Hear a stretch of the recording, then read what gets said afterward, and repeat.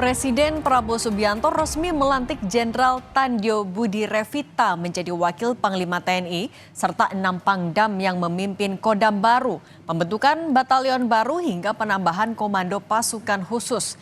Presiden menyampaikan Indonesia harus punya pertahanan yang sangat kuat. Inilah catatan Kompas TV, babak baru Tentara Nasional Indonesia.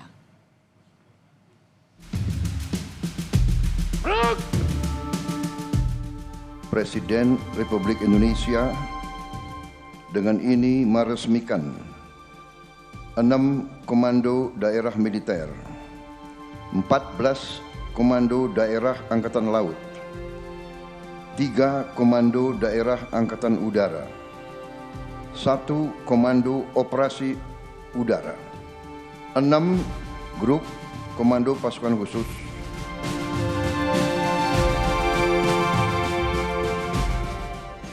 Presiden Prabowo meresmikan reorganisasi Tentara Nasional Indonesia di Pusat Pendidikan dan Latihan Kopassus Batu Jajar, Bandung, Jawa Barat.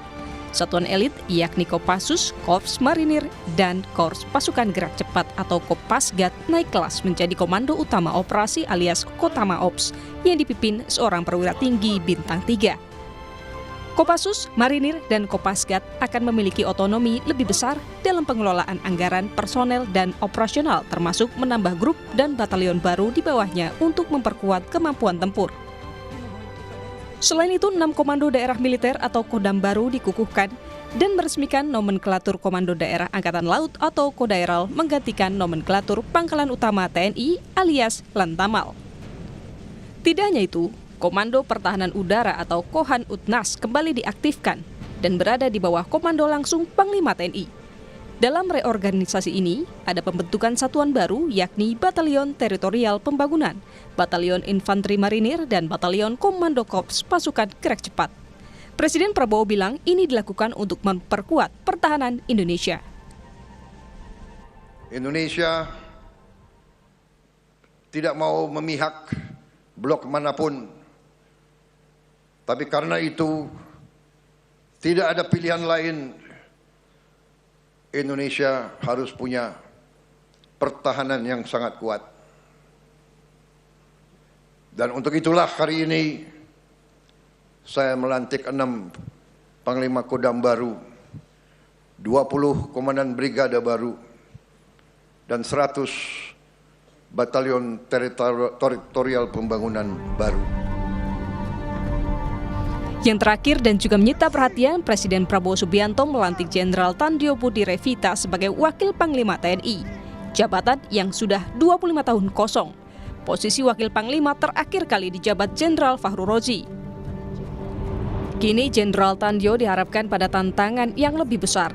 Ia dituntut untuk menjadi motor operasional yang memastikan kesiapan tempur dan interoperabilitas 3 matra. Sementara Panglima TNI fokus pada arah kebijakan strategis. Tim Liputan Kompas TV.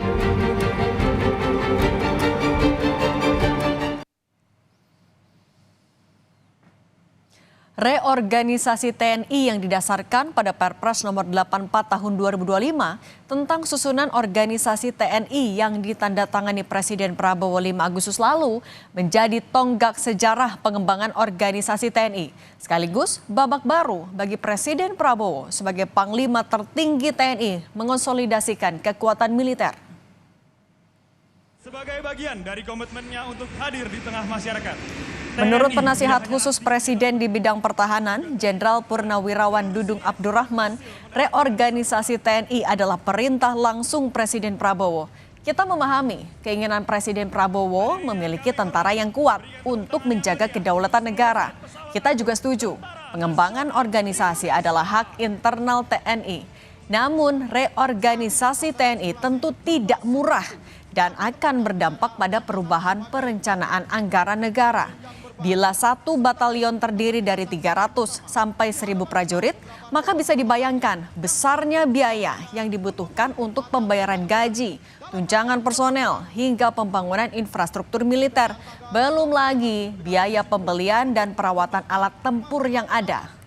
Musuh terbakar api di Cijuk.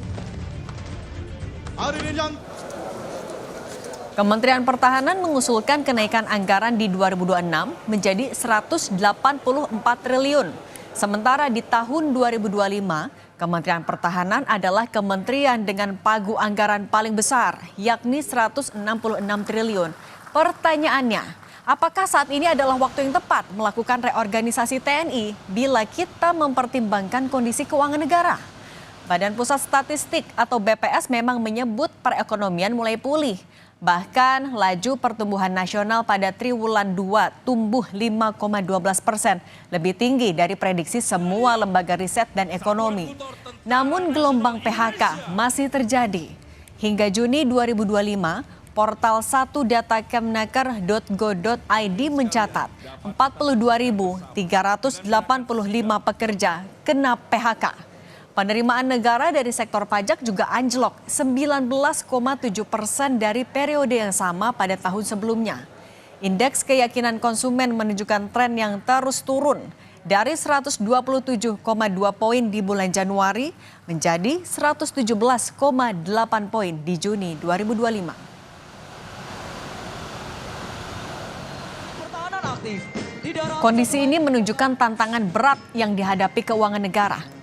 Pemerintah diminta untuk terus menstimulasi pertumbuhan ekonomi dengan berbagai insentif agar daya beli masyarakat bisa meningkat dan sektor industri kembali menyerap banyak tenaga kerja.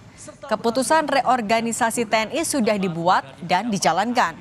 Kita tentu berharap pemerintah bisa lebih bijak dalam memenuhi kebutuhan organisasi TNI dengan posturnya yang baru. Walau sudah dibentuk dan diresmikan, tidak berarti harus segera dipenuhi secara ideal.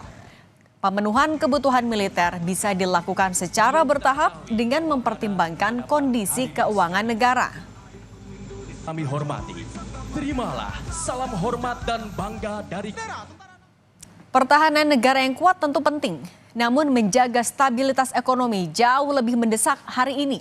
Pembukaan lapangan kerja baru, perbaikan upah, hingga fasilitas hidup yang layak kini yang paling ditunggu masyarakat banyak. Demikian catatan Kompas TV, kita jumpa lagi pekan depan.